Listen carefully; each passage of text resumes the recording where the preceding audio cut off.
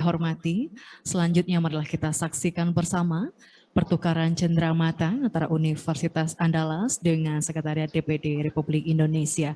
Kami minta kepada Bapak Wakil Rektor 1, yaitu Profesor Dr. Mansurdin MS, memberikan cenderamata kepada narasumber kita hari ini, yaitu Bapak Legend TNI Marinir Purnawirawan Dr. Nono Sampono MSI selaku Wakil Ketua 1 DPD Republik Indonesia, dan kami mohon juga Bapak Wakil Rektor 1 didampingi oleh Bapak Wakil Rektor 4 yaitu Bapak Dr. Hafiz Rahandra, dan juga Bapak Wakil Ketua 1 DPD RI kita juga kami mohon pada anggota DPD Provinsi Sumatera Barat dan juga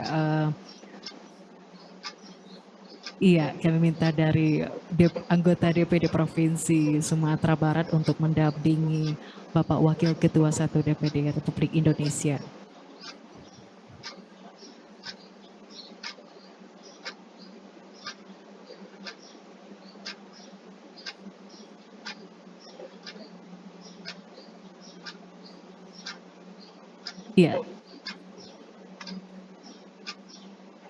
Iya, marilah kita saksikan Bapak Wakil Rektor 1 memberikan cenderamata, yaitu berupa plakat Universitas Andalas kepada Wakil Ketua 1 DPD Republik Indonesia, Bapak Legend TNI Marinir Purnawirawan Dr. Nono Sampono MSI. Selanjutnya, Wakil Ketua 1 DPD RI memberikan cenderamata berupa plakat dari DPD RI kepada Bapak Wakil Rektor 1 Universitas Andalas. Ya, selanjutnya penyerahan buku ya.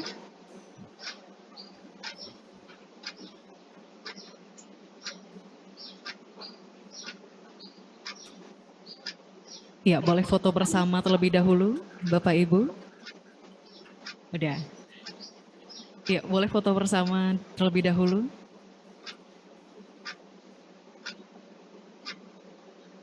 Iya, kami undang juga kepada anggota DPRD Provinsi Maluku Utara dan Provinsi Sumatera Utara dan Provinsi Sulawesi Utara.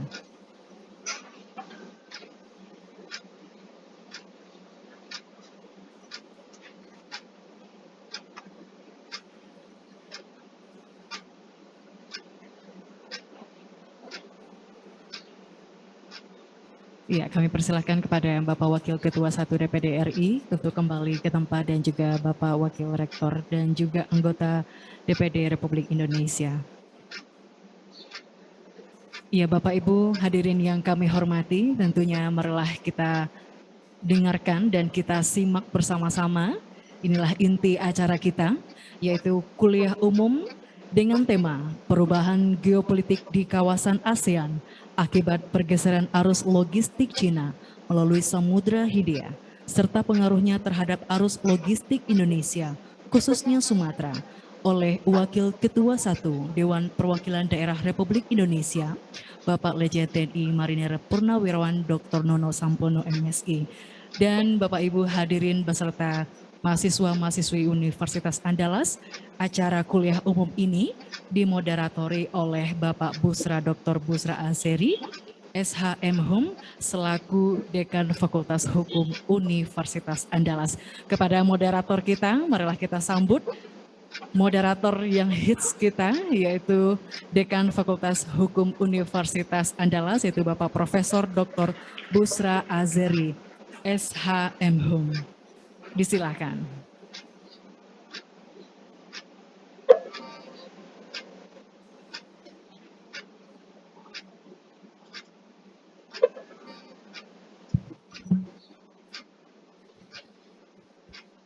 Assalamualaikum warahmatullahi wabarakatuh. Selamat pagi, salam sejahtera buat kita semua. Bismillahirrahmanirrahim. Alhamdulillahirrahmanirrahim. Assalatu wassalamu wasrafil anbiya mursalin wa ala alihi wa sahbihi ajmain. Rabbi shrah li sadri wa yassir li amri wahlul 'uqdatam min lisani yafqahu qawli. Izinkan saya Selaku moderator memberikan penghormatan. Pertama yang kita hormati Pak Wakil Ketua 1 DPD RI, Bapak Legend TNI Marinir Purnawirawan Dr. Nono Sampono. Selamat datang Pak, Duna Pak. Selanjutnya kami hormati rombongan dari anggota DPD RI. Pertama dari Sumatera Barat, Ibu Hajah Emma Yohana yang tidak asing lagi bagi kita. Selamat datang Bu Emma. Selanjutnya adalah Bapak Haji Muslim Yatim. Selamat datang Pak Muslim. Selanjutnya Pak Haji Lunardi Hanmaini. Selamat datang Pak Datuk. Ini Pak Datuk nih yang terkenalnya. Kemudian anggota DPD RI kita satu lagi Pak Dr. Haji Alirman Sori. Selamat datang Pak. Oh benar nggak ada. Selanjutnya kami hormati dari anggota DPD RI juga dari Maluku Pak Husain Altik. Selamat datang Pak Husain. Selanjutnya ada Pak Stevi Pasimanjaru. Ya. Selanjutnya dari Sumatera Utara ini Pak Jafar Pak Didi Iskandar Batubara. Selamat datang Pak Didi. Dan terakhir dari Sulawesi Utara Pak Jafar Al-Khatiri. Ya. Selanjutnya yang kami hormati Pak Wakil Rektor 1 Pak Profesor Dr. Mansudin, Pak Wakil Rektor 4 Pak ya, saya paling akrab namanya Pak Udan ini. Selanjutnya Bapak Dekan, Ibu Dekan yang hadir yang mewakili masing-masing fakultas. Selanjutnya adalah Ketua Lembaga di lingkungan Universitas Andalas, ada LP3M, saya lihat di sini. Selanjutnya yang saya hormati adalah Bapak Ibu Wakil Instansi Pemerintah yang ada dalam ruangan ini dan juga daring. Selanjutnya dari rekan-rekan mahasiswa serta insan pers yang ada dalam ruangan ini. Baiklah, pada pagi ini tanpa panjang mukadimah, karena ini waktu kita sangat singkat sekali, ini hari Jumat, perlu saya sedikit memberikan hantaran. Bicara tentang diskusi kita pada hari ini atau kuliah umum sampaikan oleh Pak Dr. Nono Sampono ini isunya amat sangat strategis sekali. Kenapa? Karena ini berkaitan dengan suatu statement yang dinyatakan oleh Presiden Republik kita sendiri, yaitu Pak Jokowi, bertepatan dengan konferensi tingkat tinggi Asia Timur waktu itu di Myanmar, di mana beliau menyatakan adanya poros maritim dunia.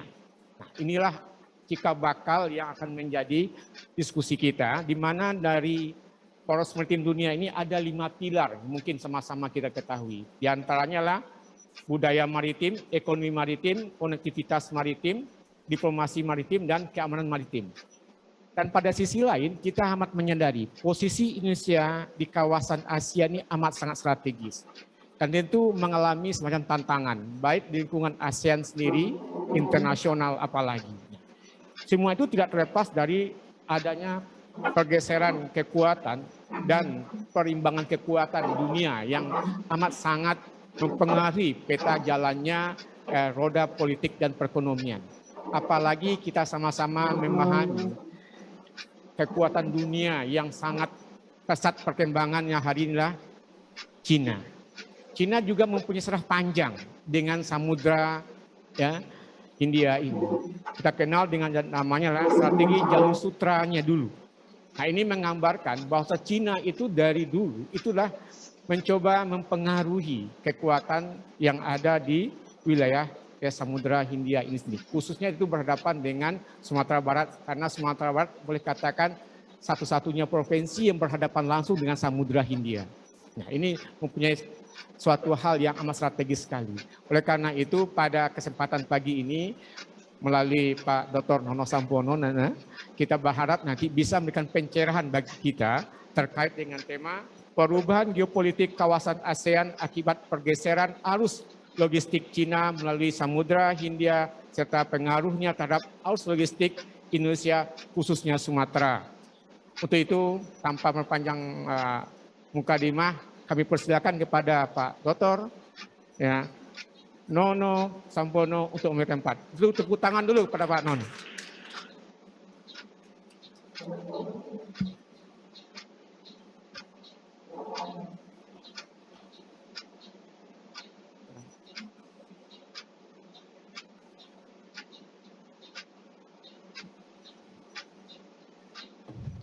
Baiklah Bapak Ibu sekalian, hadirin yang saya hormati, untuk itu kita langsung saja kepada Pak Nono untuk bisa menyampaikan bagaimana ya, persiapan dan strategi Indonesia untuk menghadapi perubahan geopolitik khususnya kawasan Samudra Hindia ini.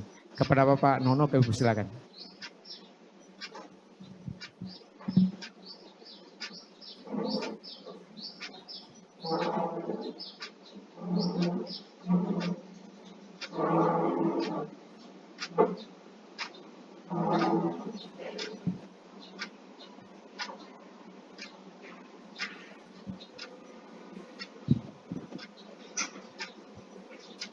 Terima kasih saudara moderator. Bismillahirrahmanirrahim. Assalamualaikum warahmatullahi wabarakatuh. Alhamdulillah wa syukurillah wala hawla wala quwata illa billah. Allahumma shalli ala sayyidina Muhammad wa ala ali Muhammad. Amma ba'd. Yang terhormat Pak Rektor dalam hal ini diwakili oleh Bapak Wakil Ketua 1, juga hadir Bapak Wakil Rektor 4, dan Sivitas Akademika Universitas Andalas yang berbahagia, rekan-rekan senator baik dari Sumatera Barat maupun dari provinsi lain yang sudah disebutkan tadi. Saya singkat saja karena tadi sudah terlalu banyak disebutkan namanya tanpa mengurangi rasa hormat. Sesuai dengan tugas saya hari ini menyampaikan sedikit pandangan, sharing saya kepada Sivitas Akademika Universitas Andalas. Ini yang kedua kali saya datang kemari dan terus terang saya bahagia sekali datang kemari. Ini kampus yang luar biasa, kampus ideal. Tepuk tangan dulu buat Andalas. Siapapun masuk kemari pasti terkagum-kagum. Lokasinya luar biasa. Dari tempat ini kita bisa melihat laut, bisa melihat pulau kecil, kita melihat daratan pulau besar, kita melihat gunung, kita melihat kota, kita melihat hutan, segalanya kita bisa lihat dari sini. Inilah kampus ideal. Dari sini bisa melihat segalanya. Ya, maka setelah masuk di sini sangat asri lagi. Ya, luar biasa. Dan saya terus terang bicara di kampus tentang geopolitik, khususnya perkembangan arus logistik di kawasan ASEAN, Asia Pasifik sekitarnya, ini yang pertama kali. Dan saya berharap dari sinilah nanti akan saya roadshow ke beberapa kampus, khususnya di Sumatera ini untuk mengajak kita semua berpikir, wah ternyata dunia ini sangat dinamis. Kalau dulu dunia berevolusi, sekarang dunia lebih dari sekedar berevolusi, karena perubahan sangat cepat. Jadi setelah perang dingin berubah menjadi dari bipolar menjadi multipolar, sangat dinamis perubahan-perubahan. Oleh karena itu, ibaratnya bagaikan kita di RT, sebuah RT, kita mau bikin jalan saja misalnya. Kita harus tahu RW lagi bikin jalan di mana. Jangan-jangan kita bikin jalan sampai situ, dia bikin pagar, jalan buntu kita. Itu baru bicara pagar, jalan. Nah, oleh karena itu, idealnya sebuah negara di antara negara lain, kita harus membaca kondisi perkembangan lingkungan strategis kita di kawasan. Apa yang sedang terjadi di kawasan. Nah, dari sini kita akan juga melihat tentang geopolitik, geostrategi, geoekonomi, dan seterusnya. Negara sebesar Indonesia ini luar biasa. Tadi disebutkan oleh moderator, posisi strategis. Dalam catatan sejarah dunia, ada dua yang diperbutkan oleh dunia. Pertama adalah posisi strategis. Maka tidak heran kalau bangsa-bangsa barat merebut koloni-koloni strategis di mana-mana. Bukan hanya itu, yang kedua adalah sumber daya alam. Indonesia punya dua-duanya. Punya sumber daya alam yang sangat kaya, punya posisi yang sangat strategis. Pasti diperbutkan oleh dunia, sampai kapanpun. Dan kita itulah Indonesia. Kalau kita tidak melihat itu, kita sangat merugi dan kita dipermainkan oleh lingkungan. Oleh kekuatan-kekuatan yang selalu menghendaki menguasai dua hal itu. Posisi strategis dan menguasai sumber alam kita. Nah, oleh karena itu peran kampus di sini sangat penting.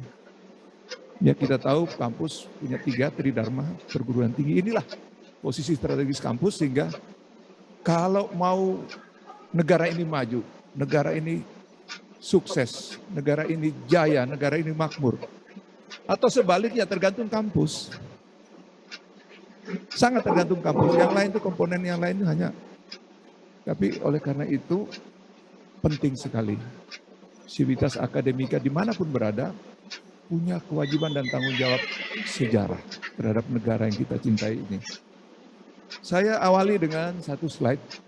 Kenapa saya memilih judul ini? Karena ini penting yang harus kita soroti. Perubahan geopolitik kawasan ASEAN. Ini terjadi, sekarang sedang terjadi. Kita sering terkecoh oleh ada yang muncul di permukaan. Arus logistik Cina ini sangat berpengaruh besar terhadap perubahan ini. Selama ini kita tahu Singapura itu sangat strategis. Karena strategi Singapura ini maka Malaysia membangun Klang. Ada satu pelabuhan dan kawasan perdagangan ekonomi untuk menunjang Indonesia membangun Batam. Jadi Singapura, Klang, Batam itu sulit dipisahkan. Nah, apakah masih tetap seperti itu? Sekarang tidak demikian, sudah perubahan besar. Nah, mari kita lihat. Ya, slide pertama. Saya ingin mengajak kita semua untuk melihat ada 3 era transisi strategis. Ya. Yang pertama adalah ada pergeseran perdagangan global di kawasan Asia Pasifik, di mana kue ekonomi dunia kurang lebih 74% ada di kawasan ini. Di masa yang lalu ada keseimbangan antara Pasifik dengan Atlantik. Diusahakan agar ada perimbangan. Sekarang tidak bisa dihindari. 74% adanya di kawasan kita. Nah, kalau kita lihat ada di sini ya, ada nanti akan diberikan. Kembali dulu ya. 74% ada di kawasan Asia Pasifik. Mengapa? Sumber daya alam ada di sini. Pabrik-pabrik industri ada di sini. Tenaga kerja murah. Akhirnya pabrik yang tadinya di Eropa, tadinya di negara lain di Amerika, semua bergeser ke kawasan Asia Pasifik. Pabrik Mercy saja yang di Jerman itu pindah ke Cina dan Korea. Ini contoh. Dan seterusnya. Kenapa? Karena memang lebih dekat. Nah, arus baliknya ini yang kita harus berhitung. 90% menggunakan moda transportasi laut atau maritim. Dan 90% lewat Indonesia. Kita punya lokasi rumah, lahan di perempatan jalan, orang di ujung jalan. Kita bikin restoran Padang pasti laku, pompa bensin pasti laku, rumah sakit pasti laku. Apa saja pasti laku. Tapi sayangnya Indonesia belum bisa memanfaatkan itu dengan maksimal. Kita jadi penonton di sini, orang lain yang bermain. Orang berlalu lalang di depan rumah kita diam saja. Ini tergambar betul. Angka-angka nanti akan membuktikan bahwa Indonesia tidak berbuat banyak. Pemimpin kita tidak tahu apa yang terjadi di dunia. Sibuk dengan urusan politik, yang lainnya terbengkalai. Ini persoalan bangsa ini yang menurut saya sebagai seorang, kebetulan saya anggota dewan dan seorang politisi, tetapi saya seorang akademisi. Saya melihat ini apa gerangan. Saya kasih contoh satu. Angka, kalau tadi dikatakan moda transportasi maritim laut. Kontribusi sektor maritim kelautan Indonesia terhadap pendapatan domestik bruto kecil sekali. Sangat kecil. Kita bandingkan misalnya Thailand, Korea Selatan, Vietnam, itu hampir 40%. Lautnya seberapa? Pantainya seberapa? Jepang 54%. Cina, negara kontinental, benua, hampir 50%, tepatnya 48,6%. kontribusi sektor kelautan. Indonesia kurang lebih 20% negara terbesar maritim di dunia. Ada yang salah di Republik ini. Pasti salah. Angka itu menggambarkan bahwa kita tidak membangun sektor laut, kita tidak mengamankan laut, kita tidak mengelola laut dengan baik. Kurang lebih seperti itu. Nah, ini persoalan. Nanti akan kita lihat di sini. Itu yang pertama. Yang kedua, ada kekuatan-kekuatan yang besar menguasai kawasan ini. Kita tahu ada dua kekuatan besar yang memperebutkan kekuasaan di kawasan ini. Nah, katakanlah Cina. Dia telah mempengaruhi dengan kekuatan ekonominya sehingga banyak negara-negara di kawasan ini sangat tergantung darinya. Kita membangun infrastruktur saja duitnya dari mana? Kita masih pinjam. Kalau Bank Dunia dia masih kasih persyaratan ini. Cina gampang hari ini, minggu depan sudah dia kasih uangnya nih. Nah, ini yang terjadi sekarang. Nah, ada upaya-upaya juga untuk mengimbangi, tetapi sepertinya di kawasan ini yang sedang hebat-hebatnya adalah Cina. Cina berubah, lainnya pasti berubah.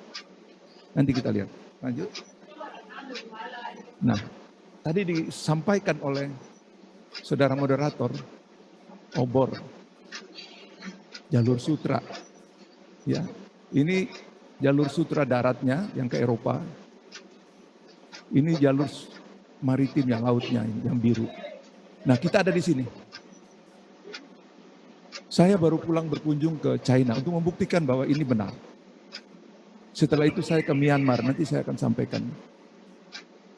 Dalam kajian ini, dalam hipotesa saya bahwa memang ini benar-benar sedang terjadi. Maaf, saya sudah bicara dengan Presiden. Pak, karena ini seperti ini, kita di timur harus bikin ini. Dan di barat harus bikin ini. Beliau bilang, oke Pak Nono silakan bicara dengan dua Menko, Polhukam dan Maritim Investasi, silakan. Apa yang harus kita kerjakan? Saya diundang oleh Menko Polhukam, semua ini jajaran Polhukam, saya presentasi, dan kemudian dengan Pak Luhut kita bicara tentang di rapat terbatas. Apa yang harus kita kerjakan di kawasan timur dan apa yang kita kerjakan di barat. Nah, ini konsep ratusan bahkan mungkin ribuan tahun. Konsisten Cina dengan konsep ini dari sekian ribu tahun mereka sudah membuat ini, jalur sutranya mereka. Saya melihat dengan mata kepala sendiri bagaimana jalur ini sekarang terisi betul dengan berbagai informasi tentang perdagangan global. Cina kalau dia tahu, oh negara ini dia tekan satu tombol, tek, oh ada emas di situ, ada nikel di situ, ada kelapa sawit di situ, ada kita perlu apa di mana, langsung karena ada di sini konsepnya.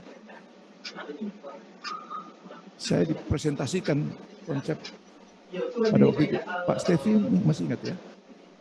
Pak Stevi ada. Oh ya.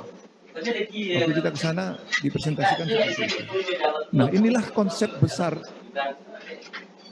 Nah, sekarang Indonesia mau di mana? Ya, Pak Stevi masih ingat kan? Kita paparkan obor ini di Cina. Ya. Lanjut. Sekarang kita lihat ASEAN.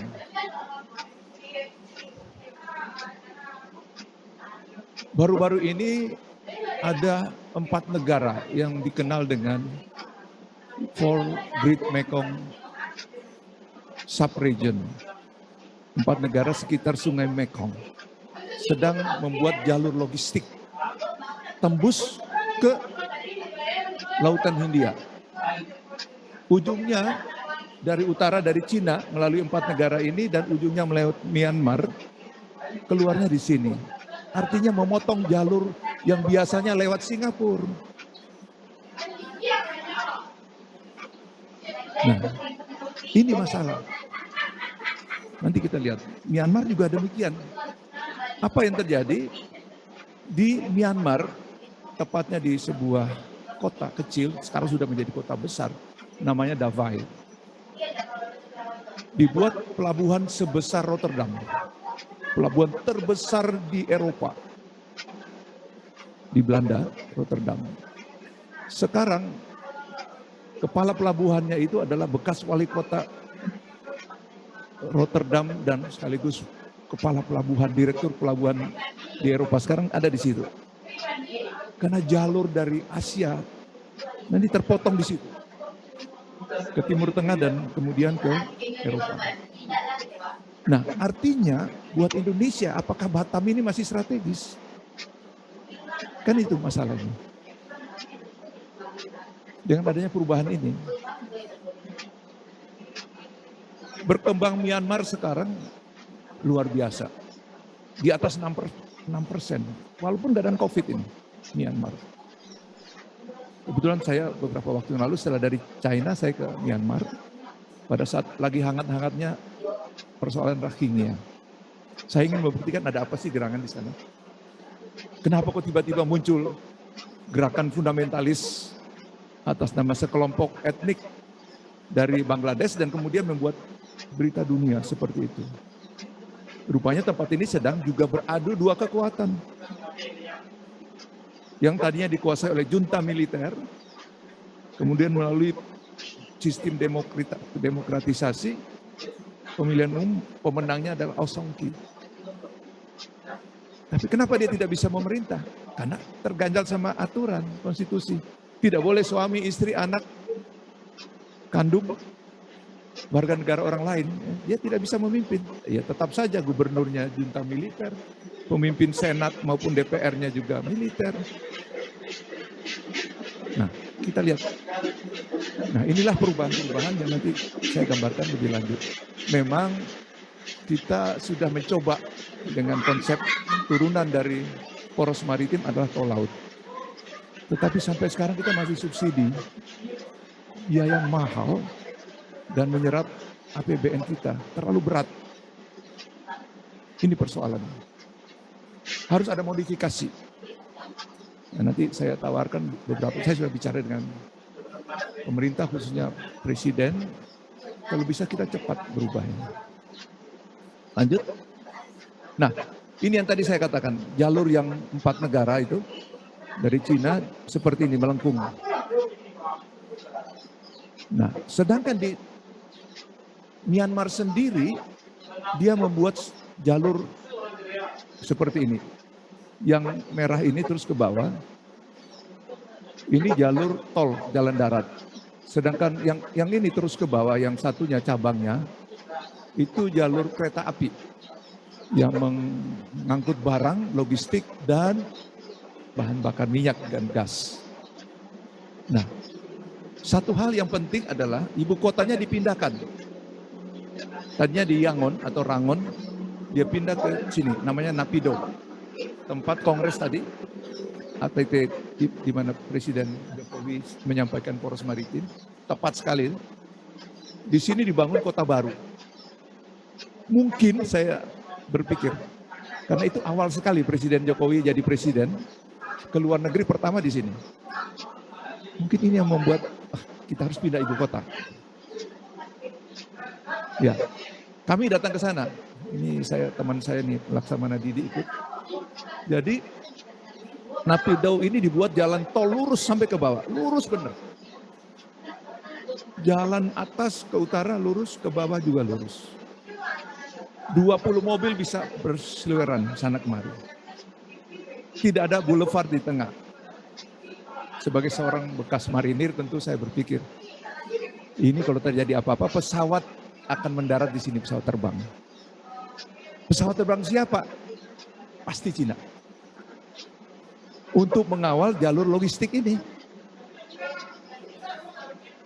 Nah, oleh karena itu kita lihat bagaimana terjadinya perkembangan politik di negeri ini. Kita lanjut ya. Nah, dia membuat 4 kawasan ekonomi khusus dari utara di bawah 3 ini untuk mengamankan jalur itu. Ada yang Tilawa, ada Davai, ada Kiput, dan Nanjing di utara. Tapi di sini juga ada pemberontakan-pemberontakan. Ya, satu di antaranya gerakan kemarin itu Rohingya. Rohingya ceritanya begini, Pak. Pak Jafar ini penting, membuat umat Islam di Indonesia ini meradang. Bahwa ada saudara kita di sana, sesama umat Islam, dibantai oleh orang Buddha misalnya. Cerita awalnya tidak begitu. Memang ini adalah sekelompok etnik yang dulunya dibawa oleh Inggris itu sebagai pekerja-pekerja kebun dan tambang. Karena ini dikuasai oleh Inggris dulu. Nah, kemudian turun-temurun sampai sekarang mereka untuk mendapatkan kewarganegaraan memang seolah-olah mereka ini warga negara kelas 2. Sedang berupaya ke sana. Di tengah mayoritas orang Buddha. Setelah kejatuhan beberapa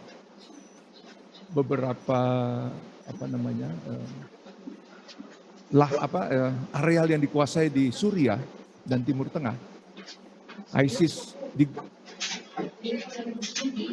diporak-poranda oleh kekuatan Iran, Suriah dan Rusia. Di belakangnya ada Rusia juga. Dan kita tahu siapa di belakang ISIS. Semua tahu siapa di belakang ISIS. Seperti halnya di Afghanistan, siapa di belakang Taliban. Awalnya, kita tahu. Nah, tiba-tiba muncul di sini, mengajak kelompok Rohingya ini menyerang pos-pos militer dan polisi. Awalnya itu. Terjadilah sweeping balik. Nah, itulah terjadi peristiwa-peristiwa. Jadi ISIS yang porak-poranda di Timur Tengah masuk ke sini. Mempengaruhi kelompok minoritas ini untuk menyerang pos-pos militer dan polisi. Ya, mereka keluar dan kemudian melakukan sweeping. Terjadilah pengungsian besar-besaran. Nah, itu masalah dalam negeri. Jadi ada sebab akibat. Bukan tiba-tiba orang Buddha ini menyerang masyarakat Muslim di sini, bukan. Tapi ada peristiwa itu. Kenapa? Dalam konteks memang sengaja dibuat seperti itu agar kekacauan terjadi di wilayah ini. Nah, ini sedikit lanjut. Kembali dulu.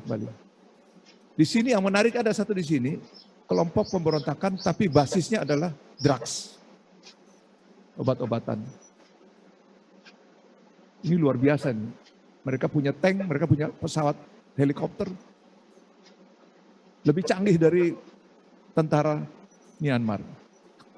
Duitnya banyak. Nah, ini yang kondisi dalam negeri Myanmar. Lanjut. Ini salah satu tempat-tempat yang tadi ekonomi khusus yang sedang dan sudah terbangun. Lanjut. Ini juga, ini Davao yang pelabuhan itu luar biasa sekarang. Lanjut. Nah, awal tahun 2020, 2 bulan setelah saya ke sana, dan itu juga aneh. Ibu Retno sebagai Menteri Luar Negeri harusnya datang ke sana meresmikan rumah sakit di daerah Rohingya yang dibangun oleh pemerintah Indonesia, bantuan. Karena tidak bisa, beliau akhirnya ya sudah di hotel saja. Ketemu saya, kami berdua ngobrol sambil makan, bicara tentang ini. Saya bilang sama beliau, Bu Menteri, saya yakin sebentar lagi tidak lama akan terjadi coup di negeri ini. Junta militer kembali akan berkuasa karena ada kepentingan ekonomi negara adik kuasa. Ini bilang, mana mungkin. Kedatangan Presiden Cina pada bulan Januari ini menggambarkan ada kepentingan besar itu.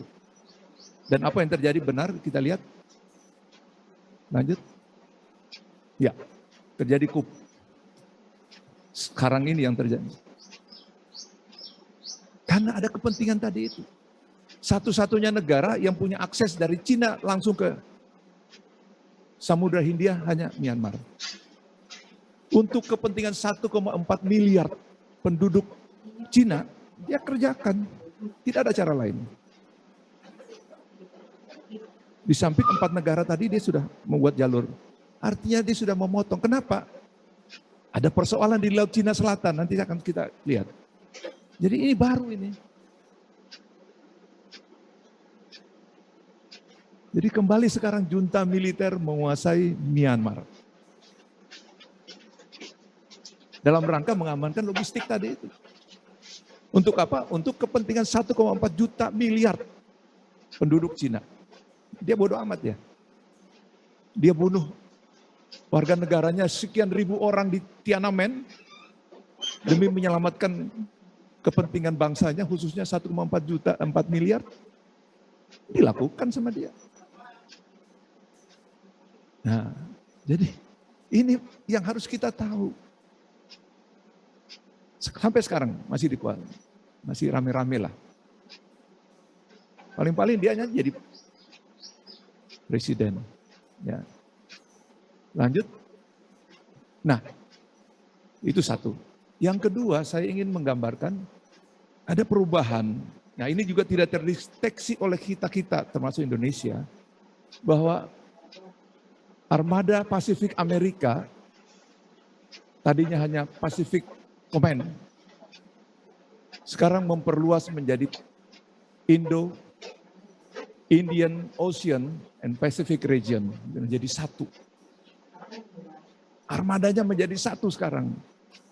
Dia menutup yang ada di Filipina, Subic dan Clark, dan dia sudah turun ke selatan. Tadinya dia minta Indonesia ada 2, Natuna atau Biak, tapi Indonesia tidak memberikan.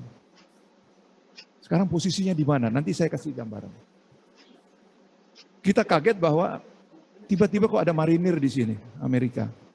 Awalnya hanya 2 batalion, menjadi 2 brigade, dan sekarang sudah 1 divisi ringan. Karena dia sudah berkembang di Papua New Guinea sini ada marinir Amerika lagi. Nah, kita ini Pak Jafar, kita asik terus rebutan makanan di piring ini, di meja makan. Kita tidak tahu orang nanti dari luar sudah siap untuk mengambil. Kita sibuk untuk berebut bagaimana mau duduk di situ, mau makan nasi di piring ini. Kita tidak tahu orang. Ini persoalan. Itu baru kita bicara marinirnya. Kita di mana pesawat-pesawat tempurnya? Di mana kapal induknya? Nah, mari kita lihat. Jadi kita lihat yang pertama, saya ulangi masih di sini ya. Pada bulan Mei tahun 2018, penggabungan Armada Amerika tadinya Pasifik menjadi gabung dengan Indian Ocean. Berikutnya. Nah, saya boleh sambil jalan.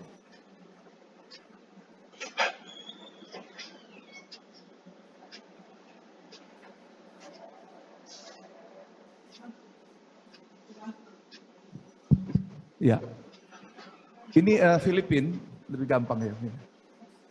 Ini Clark nih pesawat-pesawat tempurnya Amerika, dan ini armada kapal marinir angkatan darat ada di Filipina. Ini konsep lama. Dalam kondisi slide berikutnya tolong. Konflik itu masih konflik yang lama. Pertama ada di perbatasan darat antara Cina dengan India. Kemarin sempat rame-rame, Cina meninggal 1, India 23 orang meninggal di perbatasan. Tentaranya. Kita tahu ada konflik Korea Utara, Korea Selatan. Kita tahu juga di laut ada perebutan Kepulauan Jeju antara Jepang dengan Cina. Dan Taiwan. Kalau masih sebatas ini saja, maka Amerika tadi di Subic dan Clark di Filipina. Tetapi Cina sudah berubah.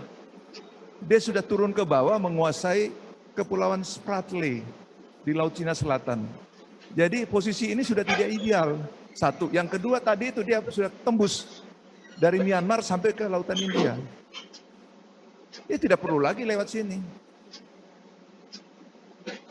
Di sini ribut antara Cina dengan 4 negara, Filipina, Vietnam, Malaysia, Brunei. Di belakangnya ada Indonesia. Kita pun ribut-ribut di perairan Natuna. Nah, kita lihat sekarang konflik berikutnya berkembang karena Cina sudah turun ke bawah, mendekati dekat Natuna, ditambah lagi dari Myanmar tadi, dan Cina sekarang menempatkan kapal induk, pangkalan kapal induk dan kapal selam nuklir di Kolombo untuk mengamankan jalur logistik ini. Nah, kemudian India dengan dibantu Amerika membangun di Kepulauan Andaman Nicobar. Dulu hanya kapten di situ. Sekarang 3-star bintang 3. Di bawahnya 1 divisi angkatan darat, 1 armada bintang 2 juga Laksamana, angkatan laut, dan Coast Guard. 3 kekuatan ada di sini. Sementara Indonesia menempatkan hanya 2 peleton marinir di pulau-pulau depan itu. Kan lucu. Kita terprovokasi dengan Laut Cina Selatan. Nah, di mana yang lain? Jadi setelah marinir di sini, ternyata 2 komando Indian Ocean dan Pacific Ocean itu sudah memutuskan bahwa Singapura menjadi pangkalan militer khusus untuk logistik dan maintenance. Sudah diputuskan. Jadi sudah tidak strategis untuk pengembangan ekonomi kawasan lagi ke depan. Indonesia sudah harus berpikir, mau bangun Batam, buat apa? Kan gitu. Nah, kita lihat berikutnya. Nah, coba ini ternyata ada di sini, ada pulau di depannya Sumatera Barat, Padang, ada 1 pulau namanya Diego Garcia. Dulu dikuasai Spanyol, Pulau Karang, kita lihat sekarang, coba diklik di sini. Coba diklik. Dulunya seperti ini, coba klik lagi. Dulunya seperti ini dia. Kita lihat sekarang coba.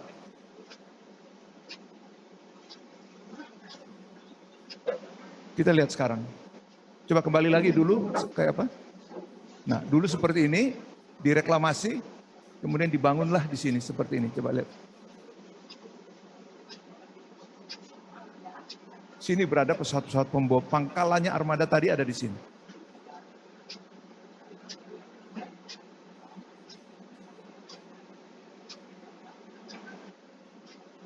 Orang sudah ramai di halaman depan kita ini, kita masih tenang-tenang saja. Ramai karena urusan ekonomi, perdagangannya berubah, ramai karena kekuatan militernya sudah seperti itu, kita tenang-tenang saja. Sabang tetap sepi. Saya kemarin ke sana, saya bilang sama Gubernur Aceh, yuk siap-siap sekarang.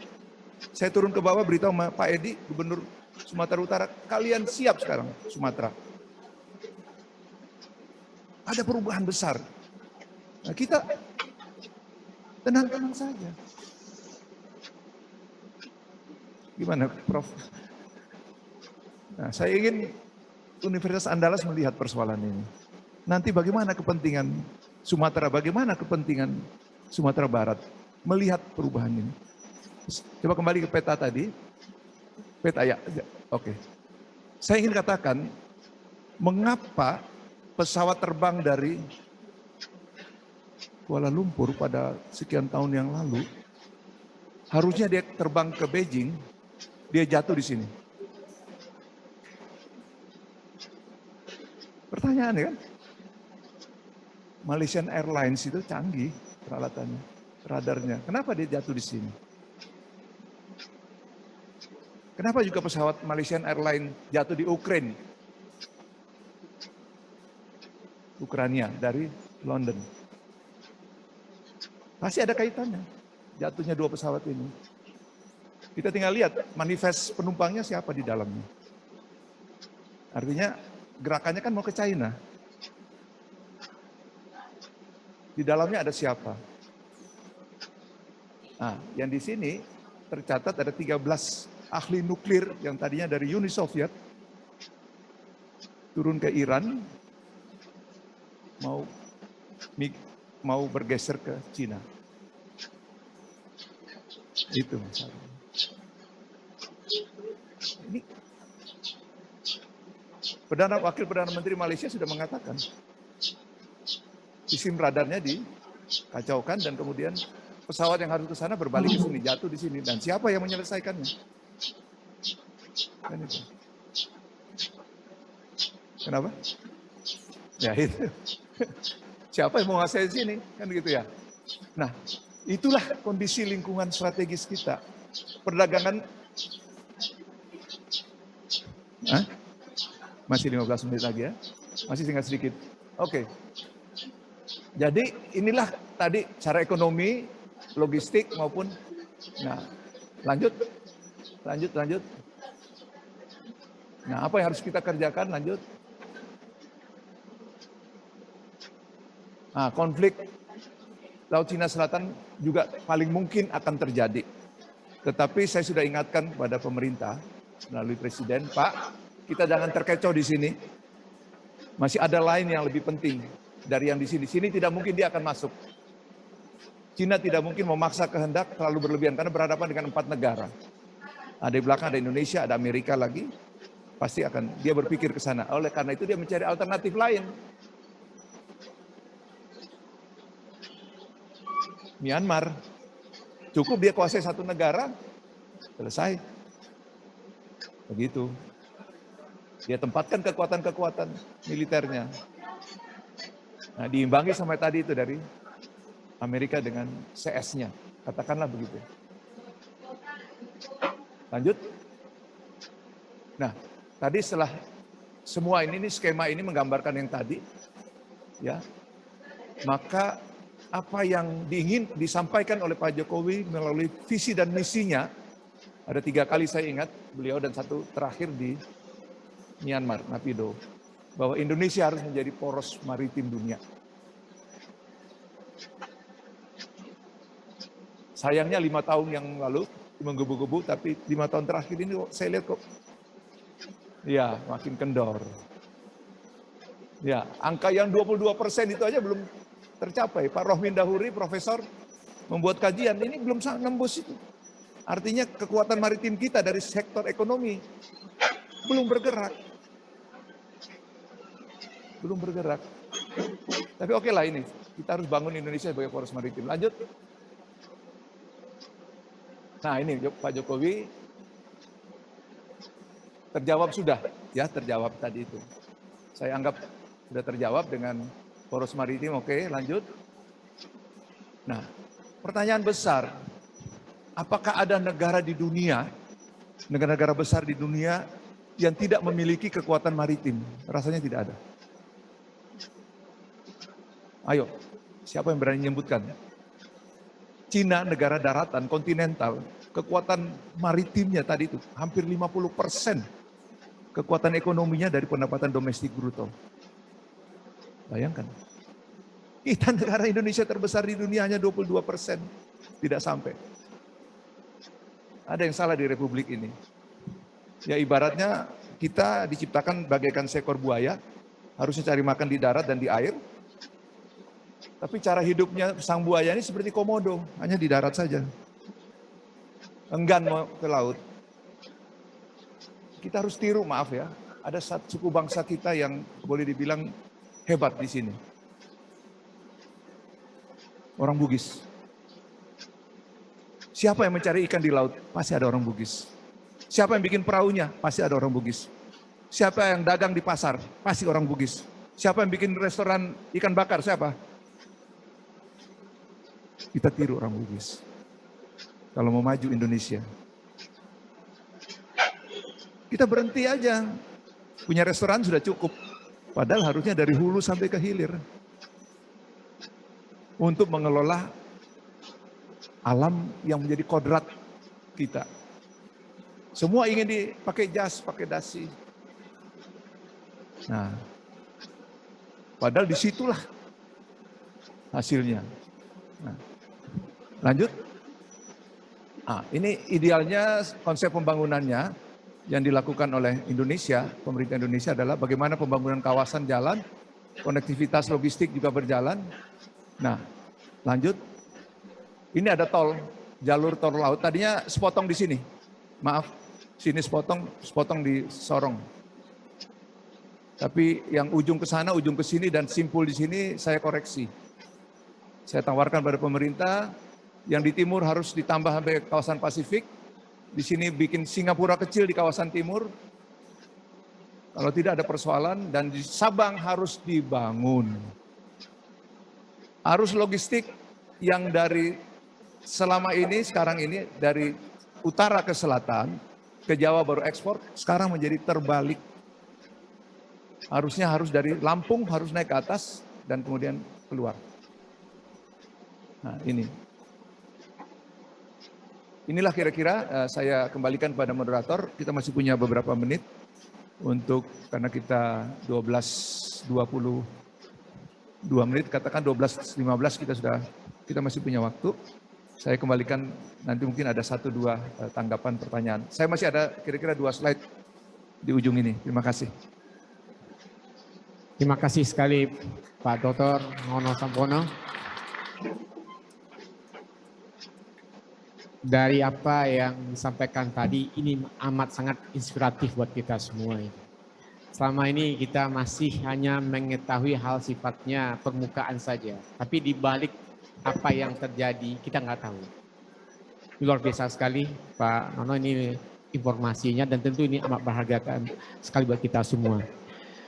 Saya sebelum menyampaikan kesempatan kepada Flur, ada suatu ungkapan. Ini ungkapan ini disampaikan juga oleh Pak Hasim Jalal, ya, seorang duta besar kita, ambasador itu pada tahun 2000-an, masih di ruang yang sama, di ruangan ini. Saya masih ingat, waktu itu ada acara Fakultas Hukum. Ungkapan dari Pak Hasim Jalal, mari kita menghadap ke Samudra Hindia. Itu ungkapan Pak Hasim Jalal. Sekarang dengan adanya ceramah singkat oleh Pak Dr. Nono Sampono kita ini makin membuka cakrawala kita. Memang kita mau tidak mau harus membuka ya mata kita untuk mengolah Samudra Hindia ini. Baiklah, itu sedikit gambaran saja. Baiklah, karena waktu kita masih ada, kita akan nanti selesai pas nanti jam 12 pas ya, karena hari Jumat. Walaupun waktu Jumatan 12.20 tapi ada persiapan segala-galanya. Untuk itu kami persilakan hanya satu sisi saja. Ada 2 atau 3 penanya, silakan. 1, 2, ya. Ini mahasiswa semua ini kelihatannya. Silakan, depan 1, belakang 1, perempuan ada nggak? Ini perempuan 1, pojok, silakan. Ini nggak ada yang nunjuk, mahasiswa semua nunjuk nih, semangat ini. Ini generasi muda kita, harapan bangsa. Silakan, sebutkan nama dan fakultasnya.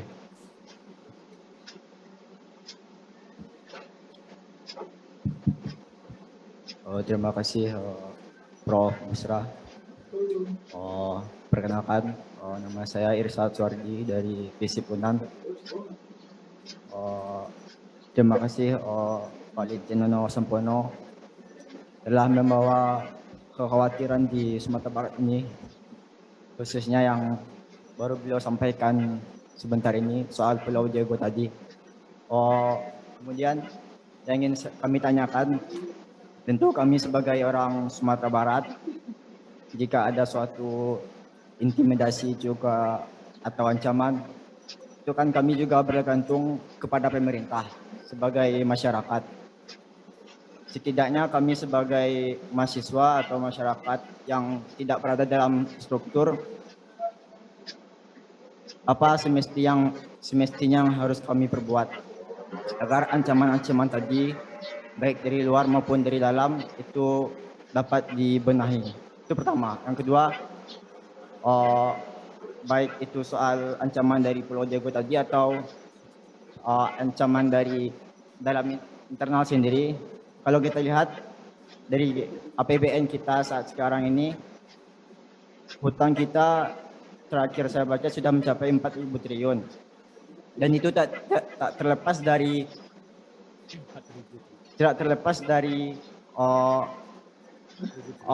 cengkraman Cina atau Amerika. Kita ini kan hanya mempunyai 2 sumber, baik Cina maupun Amerika. Jadi yang ingin saya tanyakan, baik dari segi ekonomi, politik, yang kita kadang-kadang untuk menjadi poros maritim dunia, apa yang harus kita lakukan, sedangkan APBN kita yang semakin membengkak, bahkan diperkirakan suatu saat akan hutang kita akan mencapai 10.000 triliun. Ada nggak solusi lain dari pemerintah kita untuk mencegah hutang kita sampai membengkak ini? Oke. Mungkin itu. Terima kasih. Terima kasih Saudara Irsad. Selanjutnya yang di belakang tadi. Ayo yang belakang oh iya silakan. Itu 2 poin saja ya, nggak usah pakai preambul. Baik, bismillah. Assalamualaikum warahmatullahi wabarakatuh. Perkenalkan Bapak, saya David Naskar, mahasiswa Fakultas Peternakan, angkatan 2017.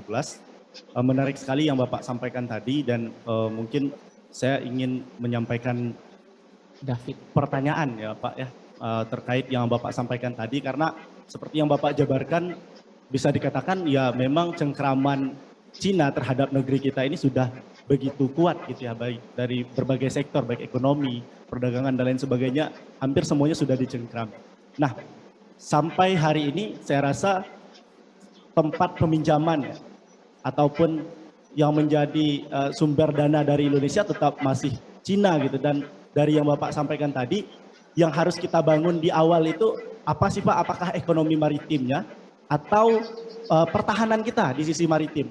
Sedangkan ya kita dari hari ke hari terus digerogoti nih oleh Cina gitu. Dalam artian sampai sekarang pun seperti itu. Tapi kok dengan kita sudah sadar seperti itu, kok kita masih sangat ketergantungan dengan negeri tersebut gitu Pak.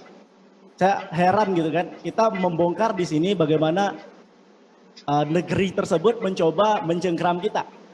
Tapi dari dalam ternyata kita masih menjalin hubungan mesra dengan negeri tersebut gitu Pak. Apa sih penyebabnya dan apa sih yang melatar belakangi itu semua? Mungkin itu ya Pak pertanyaan dari saya. Terima kasih. Assalamualaikum warahmatullahi wabarakatuh. Waalaikumsalam warahmatullahi wabarakatuh. Silakan pertanyaan terakhir. Oke, selamat siang Bapak. Sebelumnya saya ucapkan terima kasih atas materi kuliah umum yang Bapak berikan. Perkenalkan, nama saya Novianti dari Administrasi Publik FISIP Angkatan 2018. Pertanyaan saya adalah, kita sama-sama mengetahui bahwasanya saat sekarang ini ada 5 proyek infrastruktur Indonesia yang bahkan masuk dalam program Belt and Road Initiative BRI atau Jalur Sutra Modern yang merupakan big proyek dari Cina. Yang ingin saya tanyakan, jika itu merupakan salah satu strategi Cina dalam memperluas atau memperkuat ekspansi geopolitiknya yang ada terutama di wilayah Sumatera, lalu apa langkah strategi yang harus dilakukan Indonesia? Karena kita sama-sama mengetahui jika proyek ini dihentikan, investor dari Cina dihentikan, maka proyek ini akan terbengkalai gitu, karena masih tingginya ketergantungan kita terhadap negara Cina. Sekian, terima kasih. Oke, terima kasih. Ini Pak Nono, ini ada 3 penanya. Ya, mungkin Pak Nono sudah catat, tapi langsung saja Pak Nono. Ya, 3 penanya ini karena saya anggap memiliki respon sangat positif. Ini ada hadiah dari saya untuk kalian bertiga ya mahasiswa. Karena bertanya ini juga butuh keberanian. Ya. Pertama tadi siapa namanya? Irsad ya, Irsad. Ya. Irsad, David dan Novianti. APBN kita untuk saat ini belum sampai 3.000 triliun.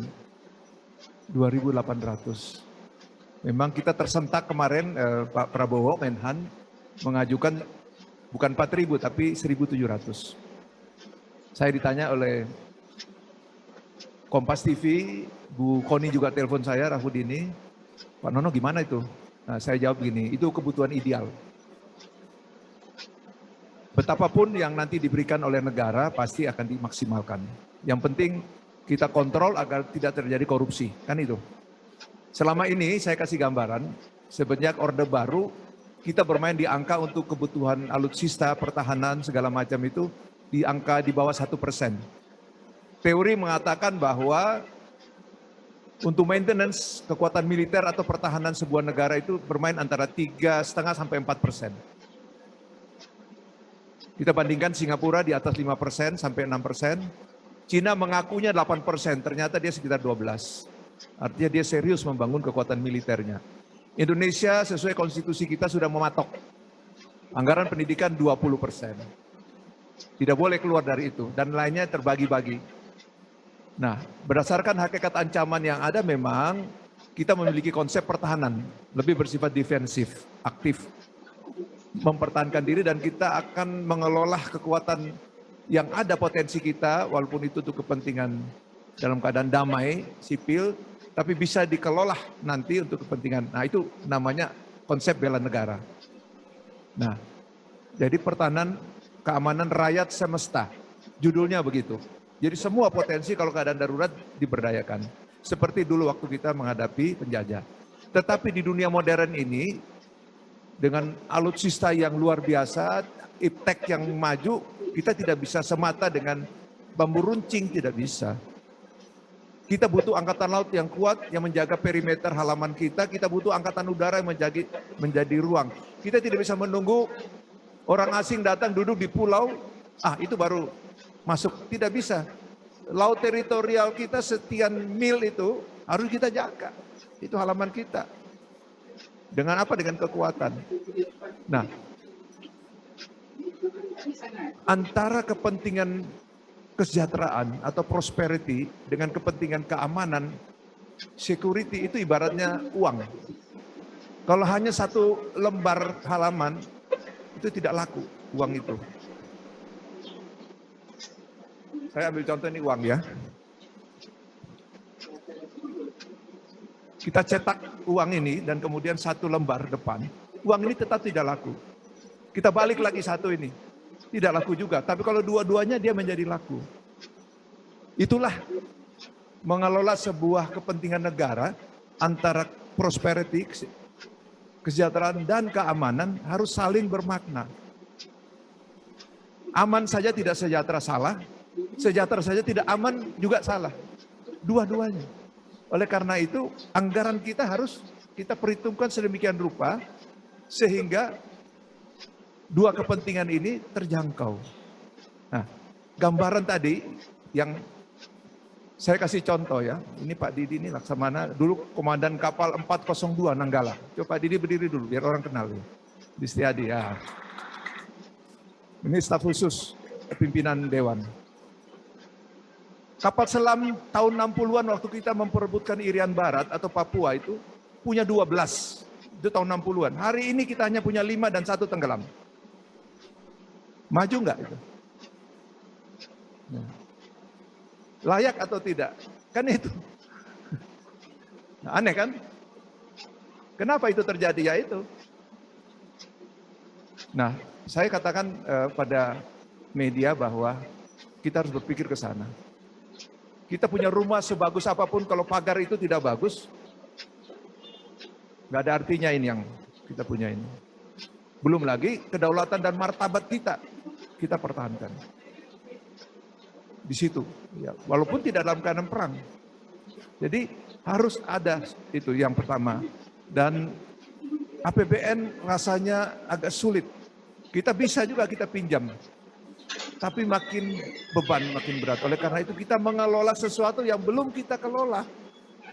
Yaitu sumber daya kelautan atau maritim. Karena di sana bukan hanya ikan. Di dalamnya ada minyak, di dalamnya ada tambang segala macam. Kita belum ke sana. Laut itu harus kita kuasai. Baik secara fisik maupun hukum. Yang kedua kita mampu mengelolanya. Dan yang ketiga mampu mengamankannya. Prof. Rohmin Dahuri dan terakhir kajian dari Menko Maritim mengatakan kalau ini bisa kita kelola, maka 5-6 kali dari APBN kita sekarang ini bisa kita dapatkan. Kan tinggal itu saja. Apa kita mau ke sana atau tidak? Angka 22% kontribusi sektor maritim itu menggambarkan kita belum mengelola dengan baik. Ya, itu yang pertama. David, tadi kita mau penting, ya sama-sama pentingnya, tinggal porsinya, bagaimana kita mengelola saja. Ya, baru-baru ini saya memang menyarankan kepada pemerintah, presiden bahwa ada kekuatan yang bisa bergerak di tataran keamanan di laut ini, maritim. Ada badan sesuai undang-undang juga tapi belum bisa maksimal. Misalnya Bakamla. Teman-teman itu Undang-Undang 32 itu harus kita revisi. Karena Bakamla itu Coast Guard kita, kalau kita besarkan dia, itu sekaligus nanti dipersiapkan juga untuk kepentingan penguatan atau pengganda angkatan laut. Jadi kurang lebih seperti itu. Nanti kita bicara internal. Ada. Yang ketiga Novi soal bagaimana proyek strategis kita yang sudah masuk dalam konsep obor. Saya kira kita manfaatkan saja. Di sana kita akan punya kajian-kajian. Oleh karena itu perguruan tinggi juga ikut dimohon terlibat untuk memberikan kajian. Perkembangan lingkungan strategis yang tadi yang digambarkan itu mesti ada peluang dan ada kendala. Kendala itu bersifat tantangan, gangguan, ancaman. Kita berhitung, oke, ini tidak cocok, ini yang cocok buat kita. Oke, Sabang kita hentikan dulu. Energi kita habis di Batam. Kita bangun Sabang agar bisa menyongsong perkembangan yang tadi digambarkan. Sehingga nanti orang-orang dari atau kapal berlayar dari Timur Tengah dan Eropa mau kemari atau sebaliknya dari Pasifik melewati Sumatera ini, dia mesti singgah. Oh, di situ ada air, di situ ada minyak, di situ ada tempat rekreasi untuk, di situ ada logistik dan sebagainya. Kita tidak siap. Laut Cina Selatan dan Selat Malaka itu yang mengambil manfaat adalah Singapura dan Malaysia. Indonesia terlalu kecil. Terlalu kecil. Kita tidak memberdayakan dulu zaman abad ke-16, Jak Batavia, Sunda Kelapa, Banten itu pusat dunia. Sekarang bergeser ke Singapura. Karena kita tidak mampu untuk melayani kebutuhan. Kira-kira itu ya. Nah, kalau Sumatera Barat ingin maju, melihat, nanti akan saya kasih gambaran di slide terakhir. Jadi sebagai jawaban terhadap ini semua, tetapi memang pilihannya adalah kalau saya katakan bahwa memang kita utamakan kesejahteraan, terutama untuk pendidikan, untuk kebutuhan kesejahteraan, kemiskinan, mengatasi kemiskinan, kesehatan itu dahulukan. Tetapi jangan lupa negara ini harus ada yang menjaga. Ada pihak-pihak yang merampok kekayaan kita, yang petantang-petenteng, menginjak-injak kedaulatan dan martabat kita. Misalnya contoh Cina di Natuna. Kita tidak punya apa-apa di sana. Kapal-kapal kita kalau berhadapan dengan sana kalah canggihnya. Ya, kurang lebih seperti itu. Izinkan saya meneruskan 2 slide 3 ya. Ya Pak Moderator ya. Ya 5 menit ya.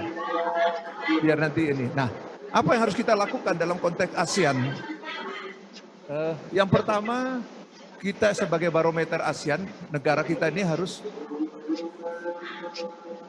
mencegah agar kita tidak masuk dalam wilayah konflik. Tidak boleh ada perang di kawasan ASEAN, karena nanti rugi semua kita ini.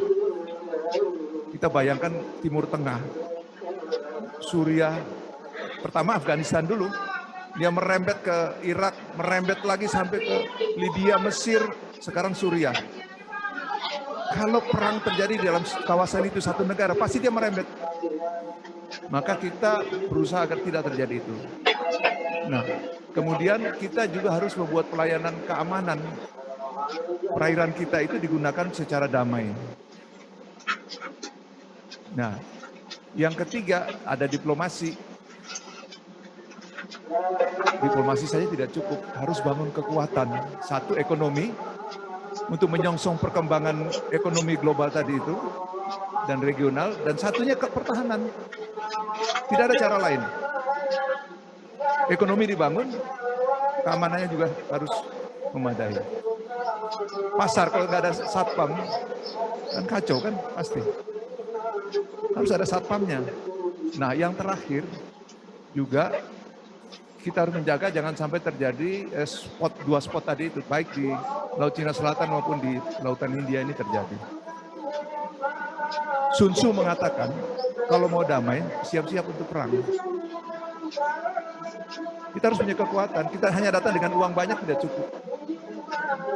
Papua, Irian Barat itu bisa kita ambil, karena ada 12 kapal selam itu. jejer di depan Papua sambil diplomasi. Tapi kalau nggak ada kekuatan, kita dilecehkan. Pasti. Nah, inilah dalam konteks ASEAN. Lanjut. Dalam konteks dalam negeri, tadi sudah dikatakan kita bangun kekuatan, terutama poros maritim ini harus kita bangun. Tol laut juga perlu ada pengembangannya, nanti akan saya gambarkan seperti apa. Kemudian untuk ini dari kepulauan di kawasan timur harus segera juga di tok gitu ya. Sekarang dalam proses di DPR, DPD sudah selesai. Kita minta pemerintah untuk ikut mendukung karena ini akan berpengaruh terhadap disparitas pembangunan antara pulau besar dengan kepulauan, antara timur dan barat. Kemudian bangun Sabang, nah ini sebagai pintu gerbang utama logistik masuk dan keluar. Perlu penebalan kekuatan pertahanan keamanan, kemudian Coast Guard ini harus dibangun. Dalam rangka di atas ini teman-teman mohon nanti dilihat Undang-Undang 32 yang inisiasi kita itu ada 2 pasal yang harus dilihat kembali, 62 dan 65. Saya ulangi teman-teman DPD, pasal 62, 65 itu harus ditinjau kembali. Nah inilah kira-kira yang menjadi catatan. Lanjut. Nah sekarang Sumatera. Sekarang ini semua arus logistik dari utara ke Lampung ke Jakarta baru ekspor. Yang lainnya terlalu kecil, yang besar-besar semua begitu. Ke depan arus ini berbalik ke atas. Akan berbalik ke atas sehingga semua yang ada di sini akan menggunakan jalur-jalur infrastruktur transportasi darat maupun laut, udara, semua nanti ke sini. Ke depan. Jadi berbalik arus logistiknya. Nah, di mana nanti Sumatera Barat, dia memiliki potensi yang dari laut, juga jalur darat. Silakan kembangkan, saya berharap Universitas Andalas terlibat khusus untuk jangan hanya melihat Sumatera Barat, memberikan kontribusi pemikiran untuk bagaimana Sumatera ke depan. Ini tantangan, ya. Dan seterusnya jalur logistik, saya kira itu yang menjadi penting nanti di. Oke. Waktu ya selesai pas. Dan kita optimalkan kampus. Coba yang terakhir. Nah, inilah posisi kampus perguruan tinggi, ini pemerintah. Bagaimana Tridharma perguruan tinggi bisa dijabarkan dalam konteks ini. Jadi ada pengabdiannya, ada penyiapan sumber daya manusianya, dan bagaimana membuat kajian-kajian akademik dalam menunjang pemerintah sehingga bisa mengoptimalisasikan pembangunan dalam rangka membangun daerahnya. Kurang lebih seperti itu. Inilah kira-kira akhir dari pertemuan ini. Terima kasih, kita dikejar-kejar waktu. Nanti kita jumpa lagi. Ya, kita bisa bicara tentang lain-lain, terutama masalah kebangsaan, masalah-masalah nasional lainnya. Kami DPD siap ya untuk datang lagi ke sini, dan mudah-mudahan ini berarti buat Sivitas Akademika Universitas Andalas. Ya, teman-teman mahasiswa, selamat belajar, selamat berjuang. Kalian masa depan kita semua. Belajar terus, isi diri dengan berbagai ilmu. Satu saat kalian akan menggantikan kita-kita yang di depan ini. Ya, terima kasih. Wassalamualaikum warahmatullahi wabarakatuh. Waalaikumsalam. Terima kasih Pak Dr. Mano Sampono. Bapak Ibu sekalian, dari mahasiswa yang kita banggakan, itulah ceramah singkat yang sangat inspiratif dan informatif sekali. Rasanya waktunya cukup untuk kita diskusi ini.